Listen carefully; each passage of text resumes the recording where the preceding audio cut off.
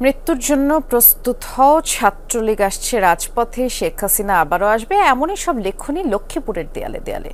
বৈষম্য বিরোধী ছাত্র আন্দোলনের সময় জেলার প্রথম সারির দুই সমন্বয়কের বাড়ির পাশেই এমন ঘটনা ঘটেছে।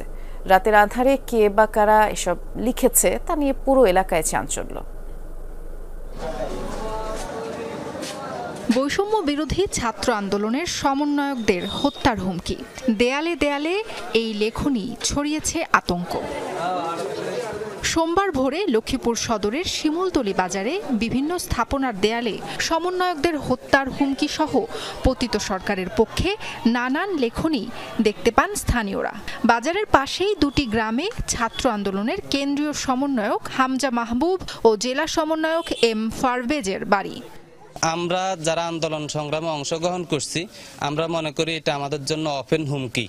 তারা আমাদেরকে মৃত্যুর হুমকি দিয়ে গেছে। যেদিন লেখাটা রেখছে ওই দিন রাত্রে আমি 10:30 দোকান বন্ধ করে যাই।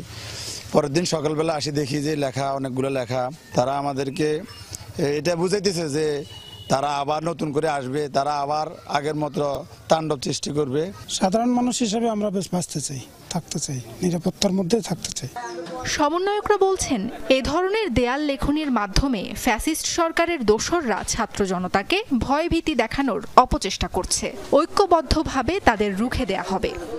আমরা রাত্রে ঘুমাইতাম, যাইলে ওর দেয়াল মেয়ালের মধ্যে লিক ফাড়ি গুনে সব ইয়া করে যেতে আছে। আঙ্গুর তো হুমকি দেয়, মানে আঙ্গুর তো নিরাপত্তার দরকার। সালমান এখানে লিখছি, লিরগোজা লিখছে, শিমুলতলা লিখছে, আবার যে আসাদ একাডেমির এখানে লিখছে। ফারুদ আবার ওইখানে সমন্বয় করে কি দাঁড়িয়ে লিখছিল, মৃত্যুর জন্য প্রস্তুত হও। ব্যক্তি হিসেবে আমরা কাউকে চিহ্নিত করতে পারি না, কিন্তু দল মত হিসেবে কারা এগুলো করতে পারে আমরা ওই বিষয়ে কিন্তু অবগত। আমরা চাচ্ছি যে এটা সুস্থ তদন্ত করে যারা এই ধরনের কাজ করছে তাদেরকে বের করা হোক, আইনের আওতায় নিয়ে আসা হোক।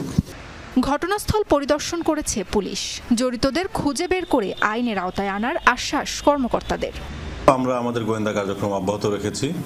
এই সমস্ত অপরাধ বা দুষ্কৃতি বলি এদের সঙ্গে যারা জড়িত, যাতে তারা কোনো বিশৃঙ্খলা সৃষ্টি করতে না পারে সে বিষয়ে আমরা সতর্ক রয়েছি। সম্প্রতি বগুড়ায় বৈষম্য বিরোধী ছাত্র আন্দোলনের আরেক সমন্বয়ক আহসান হাবিব সাইমের বাড়ির দেয়ালেও একই ধরনের হুমকির কথা লেখা হয়। ওই ঘটনায় থানায় জিডি হলেও আটক হয়নি কেউ। সাবরিনা লিজা, যমুনা নিউজ।